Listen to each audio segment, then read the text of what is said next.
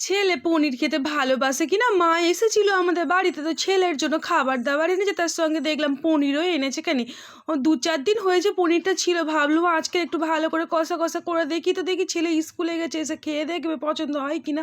প্রথমে পনিরটাকে লম্বা লম্বা করে নুন আর হলুদ মাখিয়ে একটু তেলের মধ্যে ভেজে নিলুম। কেন তারপরে তেল ছিল কড়াইতে, আর একটু তেল দিলুম, তারপর পেঁয়াজ আলু টমেটো নুন দিয়ে ভাজা ভাজা করলুম। কেন আলুটাকে ঢাকা দিয়ে দিয়ে ভাজা ভাজা করলুম, তার মধ্যে একটা মশলা তৈরি করে নিয়েছি। কেন আদা বাটা দিয়েছি, জিরে বাটা দিয়েছি, গুঁড়ো লঙ্কা, গুঁড়ো হলুদ, চিনি, গরম মশলা একসঙ্গে গুলে রেখেছিলাম, সেই মশলাটাতে ভালো করে কষিয়ে নিলুম। কেন কষানো হয়ে গেলে জল দিয়ে দিলুম, স্বাদ মতো নুনও দিয়ে দিলুম, দিয়ে ভালো করে আলুটাকে সিদ্ধ করে নিলুম।